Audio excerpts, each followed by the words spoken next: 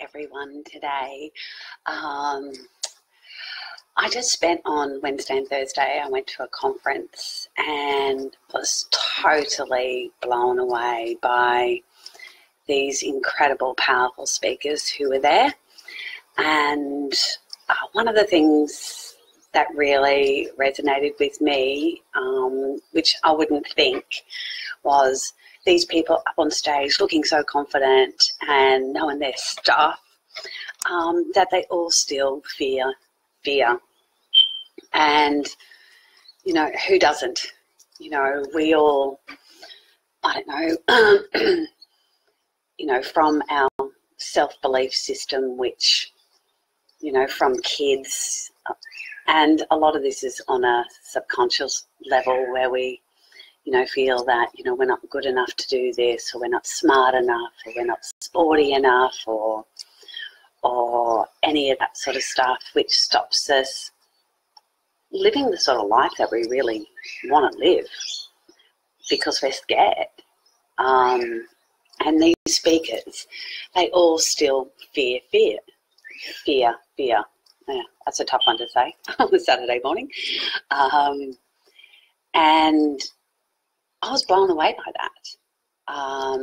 But they pushed through this fear and own it and take ownership of it and use it in their lives to push them to that next level, you know, to no matter what it is, you know, like it could be, you know, this job you want to go for, but you think, oh God, you know, I don't have the skills to do that, you know, especially if you work in the public service and you read the selection criteria, which is a bloody nightmare, and you go, oh my God, I read what they want, and it's like, oh my God, I can't do that. But then when you speak to other people and they read it and they said, oh my God, you'd be so good at this, and you just absolutely nail it. It's, you know, like all in here. And yeah, it's just crazy, absolutely crazy. But I wrote copious notes from this conference I went to, and, you know, and it kind of, you know, really made me think that, yeah, I do get scared, you know, I'm fearful about what people will think of me, all that kind of stuff, and being passionate and taking ownership of what you want. I think that's a really, really big thing. And valuing what you've got to offer, because I don't think we do that enough. You know, we're not empowered enough, I think, sometimes to think, you know, we have a lot of value, no matter what you're doing, whether it be your business or whether it be at work or anything like that. We don't value ourselves enough. And I don't know where that comes from, because, well, you know, growing up and you've got teachers who tell you, you know, blah, blah, blah. And you know, I'm a parent and I've been guilty of not empowering my children and saying the wrong things, because, you know, I'm only human, and, you know, when you do become a parent, there's no handbook about what to say and what not to say. And, well, it's better to learn these lessons sooner rather than later, or just learn them at all. So, you know, you can change your self-talk. I think that's the big thing.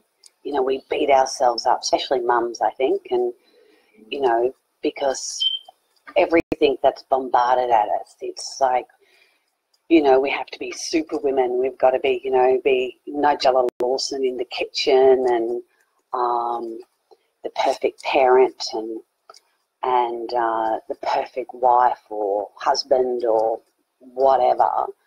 And, you know, we've got to have this amazing figure, you know, and all that kind of stuff.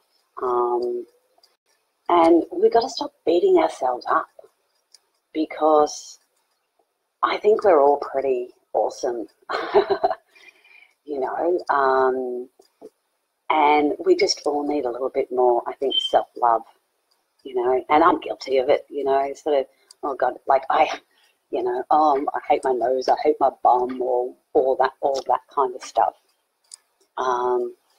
Instead of, you know, we've got to flip those thought patterns around, I think, and especially for our kids, you know, because kids these days, I think at school, they've got so much more pressure on them than, say, when I went to school.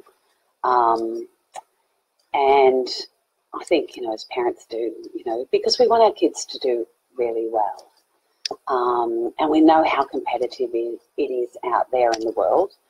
You know, like my son, he's 18, finished high school last year. You know, in like 10 months, he's had like 4 job interviews. He's been applying.